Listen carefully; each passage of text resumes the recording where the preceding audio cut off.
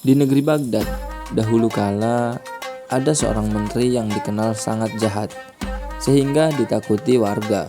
Ia tidak bisa melihat perempuan yang cantik, terutama istri orang. Pasti dia ambil. Apabila membeli sesuatu barang, ia tidak pernah mau membayar. Ihwal itu lama-kelamaan sampai juga ke telinga Abu Nawas, sehingga membuat hatinya panas. Maka Abu Nawas pun pasang niat tidak akan meninggalkan daerah itu sebelum sang menteri menghembuskan nafas terakhir alias mati.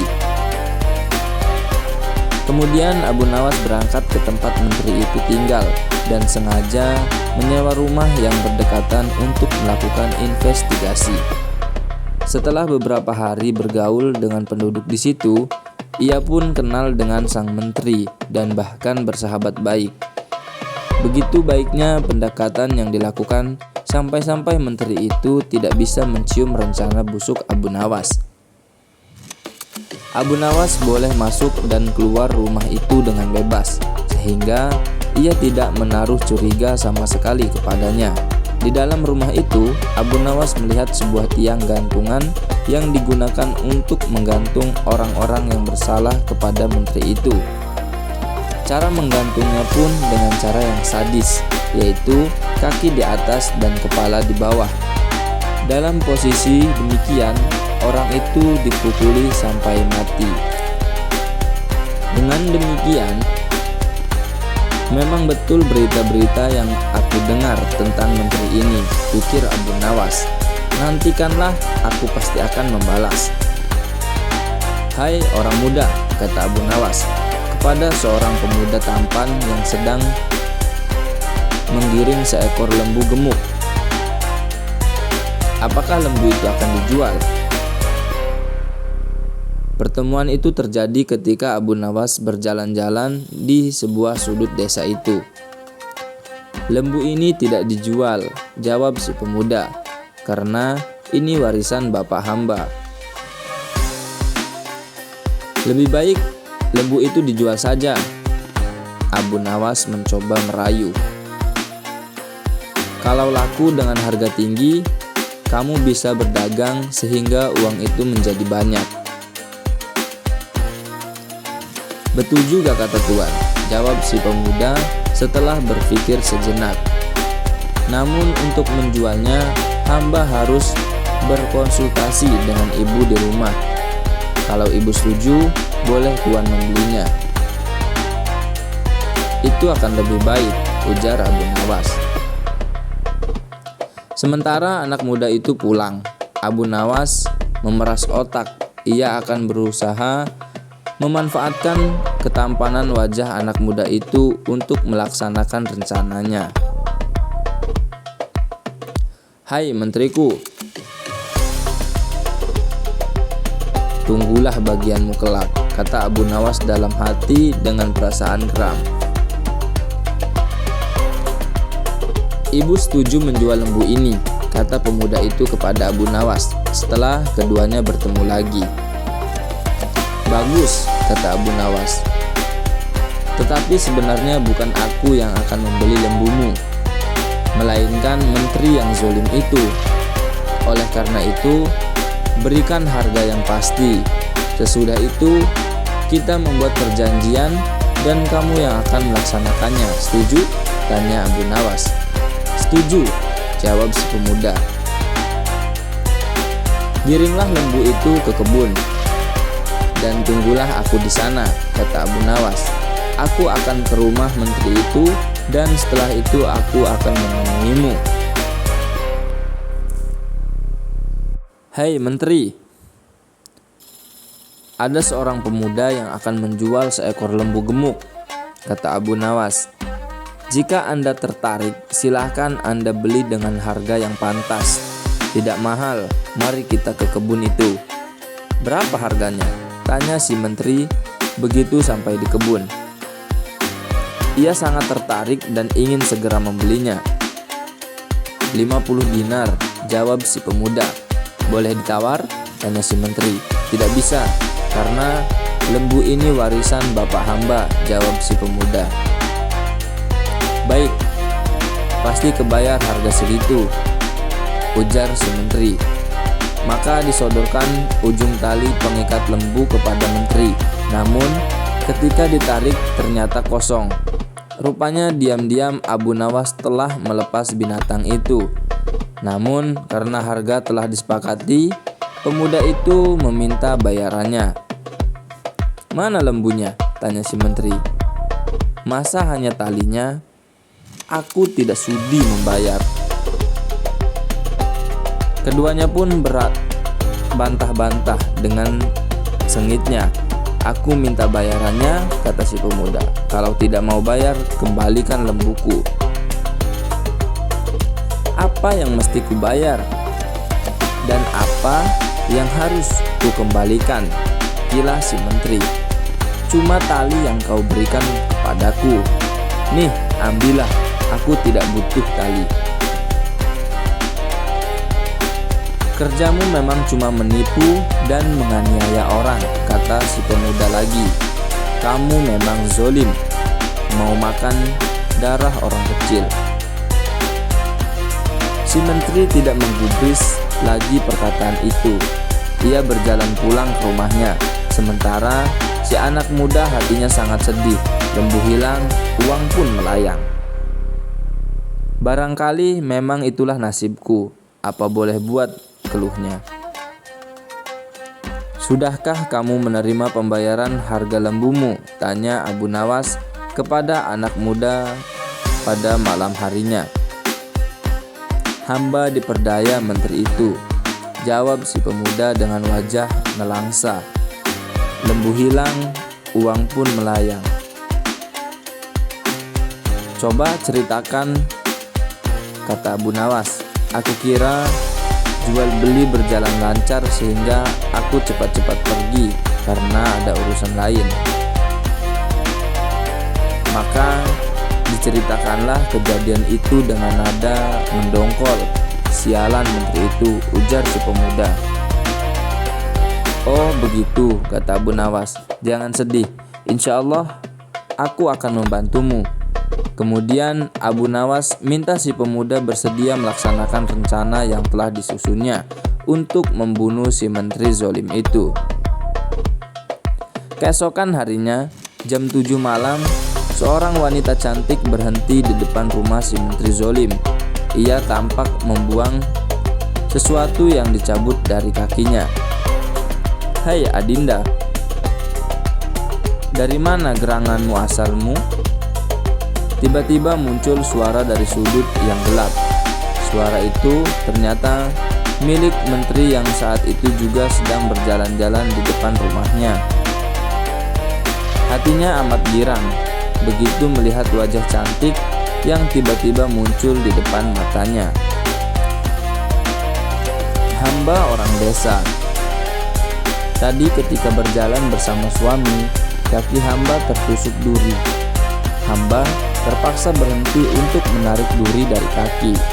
Suami hamba tidak mau menunggu dan hamba ditinggal di sini. Hamba tidak tahu jalan pulang ke rumah," kata si perempuan itu dengan penuh iba. Lalu ia pun menangis.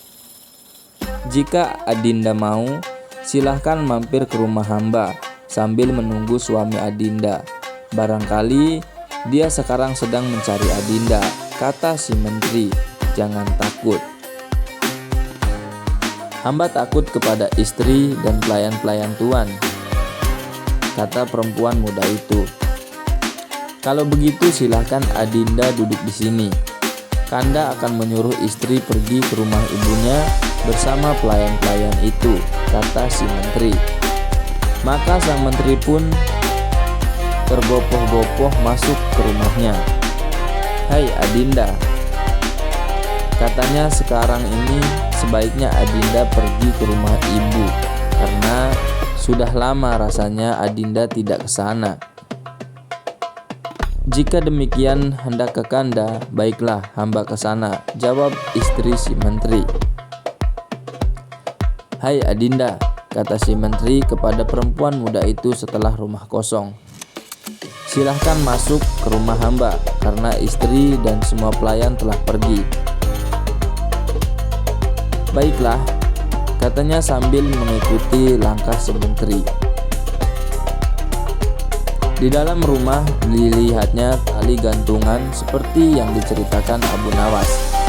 Menteri itu mendorong si perempuan muda ke kamar dan mengajak tidur. Namun, ia mencoba menolak sambil merajuk. "Sebelum kita tidur, cobalah Kakanda bergantung sebentar pada tali itu," rayunya. "Seumur hidup hamba belum pernah melihat orang bergantung di tali." Karena terdorong oleh nafsu syahwat yang menggelora, permintaan itu dituruti si menteri. "Tolong Adinda pegang tali gantungan ini kuat-kuat, jangan dilepaskan," katanya. Menteri itu kemudian memasukkan badannya ke dalam tali gantungan. Setelah itu, si perempuan gadungan melepaskan tali yang dipegangnya, sehingga badan si menteri menggantung dengan posisi kaki di atas dan kepala di bawah. Si perempuan pun mengeluarkan sebuah pentungan lalu memukul badan dan kepala si menteri zolim itu sambil berujar, "Hai menteri zolim, aku bukan perempuan. Akulah pemilik lembu yang kau tipu. Sekarang terimalah pembalasanku. Aku minta harga lembuku, ayo bayar. Bayar!" Darah segar mengalir dari mulut, hidung dan telinga menteri itu, sehingga ia tidak sadarkan diri. "Mampuslah kau!" teriak si pemuda. Mengira bahwa si menteri sudah mati, masuklah perempuan palsu itu ke dalam rumah dan menjarah barang-barang yang ada. Sesudah itu, barulah ia pulang dengan menggondol harta kekayaan si menteri zolim. Di tempat lain, si istri menteri mendapat firasat buruk. Hatinya berdebar-debar keras. "Ada apa gerangan di rumahku?" pikirnya dalam hati. Maka dengan bergegas pulanglah ia ke rumah. Setiba di rumah, ia menjerit-jerit histeris lantaran dilihatnya suaminya tergantung pingsan dengan kepala berdarah dan harta bendanya ludes. Ketika tali gantungan dilepas, ternyata suaminya masih bernapas meski terengah-engah. Kemudian dipercikkan air mawar ke sekujur tubuhnya dan kepala menteri hingga siuman dan membuka matanya. "Ya Kakanda," ucap si istri sambil menangis meratapi nasib suaminya. "Kenapa Kanda bisa begini?" Si menteri tidak bisa segera menjawab pertanyaan itu, tapi lambat laun setelah kesadarannya mulai pulih, ia pun bisa menceritakan semuanya yang dialaminya. Setelah itu ia jatuh sakit. Abu Nawas khawatir demi mendengar kabar itu. Buru-buru ditemui si anak muda itu di rumahnya. "Mengapa tidak kamu matikan dia?" tanya Abu Nawas. "Bukankah aku sudah pesan, jangan kamu tinggal sebelum dia mati? Sekarang sebaiknya kamu tambah penyakit menteri itu supaya mati." "Bagaimana caranya?" tanya si pemuda. Ia tidak kalah khawatir dengan Abu Nawas. "Berpura-puralah menjadi dukun, karena saat ini menteri itu sedang mencari dukun," kata Abu Nawas. "Selanjutnya, usahakan dengan caramu sendiri agar rumah itu kosong, dan setelah kosong, pukulilah menteri itu sampai mati. Sebelum mati, jangan kamu tinggalkan dia." Esok harinya datanglah seorang kakek tua bertongkat ke rumah menteri itu. Ia memakai jubah panjang dan sorban putih dengan langkah terbungkuk-bungkuk. "Tuan," tanya seorang pelayan menteri itu. "Siapa tuan ini?" "Aku ini dukun," jawabnya. "Kenapa kamu menyapa aku di tengah jalan seperti ini? Tidak sopan berbuat seperti itu kepada orang tua." "Maaf," kata si pelayan. "Hamba pelayan menteri. Beliau saat ini sedang sakit dan perlu dukun. Jika tuan suka, silahkan masuk ke rumahnya." "Ya tuan dukun, "Obatilah hamba ini," kata si menteri itu setelah dukun palsu itu duduk di samping pembaringannya. "Hamba sakit." Lama-kelamaan suaranya hilang. "Moga-moga hamba bisa mengobati tuan," jawab si dukun. "Tapi bisakah pelayan-pelayan itu disuruh mencari daun kayu lengkap dengan akarnya? Daun itu memang sulit dicari, tetapi banyak gunanya untuk penyembuhan Tuhan." Menteri itu kemudian menyuruh 3 orang pelayan untuk memenuhi permintaan dukun. Tak lama kemudian, dukun itu berkata lagi, "Maaf, hamba lupa. Ada lagi daun kayu yang lain yang hamba butuhkan. Tolong pelayan yang lain disuruh mencari." Maka menteri itu pun menyuruh pelayan lainnya sehingga rumah itu kosong karena anak dan istri menteri itu sebelumnya sudah pergi keluar rumah. Setelah yakin bahwa rumah itu kosong, dia ambil sebuah pentungan dan dipukulnya sekujur badan menteri itu sampai babak belur dan mengeluarkan darah dari hidung, telinga, dan mulutnya. "Hai menteri, aku bukan dukun, tapi pemilik lembu yang kamu tipu. Mana bayaranmu?" katanya. Menteri itu pingsan dan tidak bernafas lagi. Dikiranya si menteri sudah mati. Cepat-cepat dukun itu pergi karena khawatir para pelayan itu segera kembali. "Puas hatiku karena menteri itu sudah mati," pikir si dukun palsu. Kira-kira 1 jam kemudian, para pelayan itu kembali dengan tangan hampa, diikuti oleh istri menteri. Mereka cemas melihat tuannya tergeletak dan dukun itu tidak ada lagi. Lalu si istri menteri itu menyiram badan suaminya dengan air mawar yang diminumkan seteguk ke mulutnya. Tak lama kemudian, menteri itu sadar namun belum bisa bicara. "Ya istriku, orang itu bukan dukun, tetapi yang punya lembu itu juga," kata si menteri setelah sadar. "Panggil orang-orang alim dan kabarkan kepada mereka bahwa aku sudah mati. Masukkan badanku ke dalam keranda bersama sekerat batang pisang yang dibungkus kain putih sebagaimana mayat lakinya. Tetapi yang dimasukkan ke liang lahat nanti adalah batang pisang tadi, sedangkan badanku tetap dalam keranda dan dibawa pulang kembali. Dengan demikian orang yang punya lembu itu tidak akan datang lagi kemari. Kapan-kapan bila aku sembuh, akan kucari orang itu untuk membuat perhitungan terakhir." Semua pesan itu dikerjakan oleh istri menteri itu dengan baik. Tetapi tetap dasar Abu Nawas, ia berhasil mencium akal busuk itu. Maka ditemuinya si pemilik lembu. "Kenapa tidak kamu pukul sampai mati menteri itu?" bertanya Abu Nawas. "Orang itu sudah mati," kata si pemuda. "Ia tidak bergerak dan tidak bernafas lagi karena darah keluar dari hidung dan telinga. Saat ini menteri itu masih hidup, tapi pura-pura mati," kata Abu Nawas. Lalu diceritakannya rencana menteri tadi dan rencananya sendiri agar menteri itu benar-benar mati. Sebab jika ia masih hidup juga akan tidak dapat menjamin nasibmu kelak.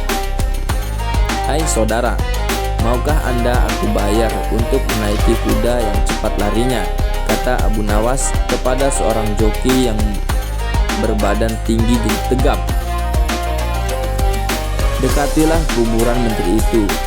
Jika jenazah sudah sampai di liang kubur, berteriaklah keras-keras, "Akulah pemilik lembu." Kemudian paculah kudamu sekencang-kencangnya, setuju? Nah, ini uangnya, pergilah. Esok harinya, iring-iringan jenazah menteri itu berangkat dari rumah lengkap dengan orang besar, orang alim, sanak keluarga, dan sahabat almarhum. Begitu sampai dekat liang lahat, terdengar teriakan, "Akulah pemilik lembu." Suasana di kuburan menjadi kacau karena Para pelayat kemudian berlarian ingin mengejar orang yang berteriak tadi. Namun, orang yang dikejar sudah kabur dengan kudanya. Sementara keranda ditinggal tidak terurus. Pada saat itulah si pemuda pemilik lembu yang sebenarnya muncul. Rupanya ia ikut dalam barisan pelayat. "Hai menteri, akulah pemilik lembu yang kamu tipu. Sekarang saatnya kamu harus membayar lunas utangmu.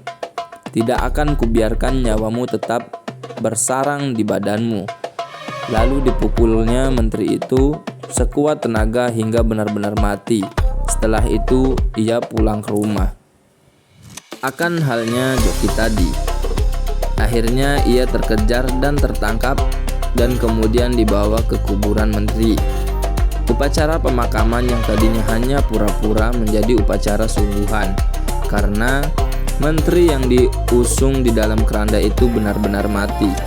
Badannya hancur dan tidak bernafas lagi tanpa diketahui siapa pelakunya.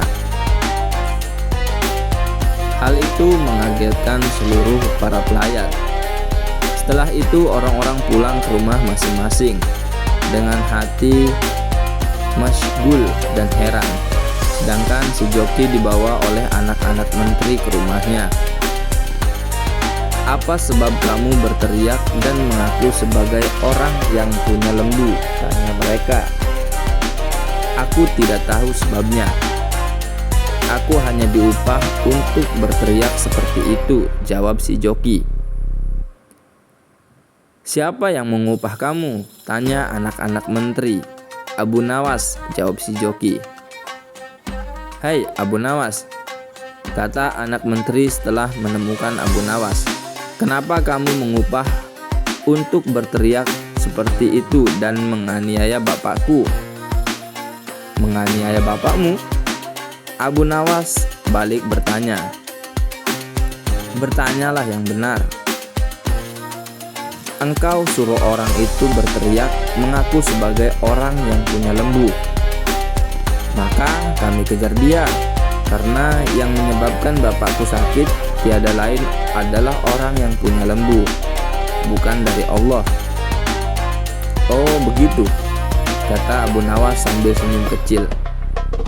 "Jadi kamu tidak tahu bahwa orang yang punya lembu itu sudah ditakdirkan Allah untuk berbuat demikian karena bapakmu terlalu zolim, penipu, penganiaya, pengisap darah orang kecil, dan sebagainya. Rasanya tidak usah diperpanjang masalah ini yang akan membuatmu malu besar. Lebih baik kamu doakan saja agar bapakmu diampuni Allah." Anak menteri itu terdiam, sebab ia tahu semua perbuatan bapaknya. "Barangkali memang demikian takdir bapakku," pikirnya dalam hati sambil berjalan pulang ke rumah. Warga kota itu termasuk orang yang punya lembu merasa senang dan tenang hatinya karena tidak ada lagi orang yang akan berbuat zolim. Sedangkan Abu Nawas segera kembali ke rumahnya. "Niatku sudah terlaksana," pikirnya. "Siapa tahu barangkali Khalifah Harun ar-Rasyid sedang menanti kedatanganku ke istana beliau. Lagi pula aku juga sudah sangat rindu kepada Baginda Sultan."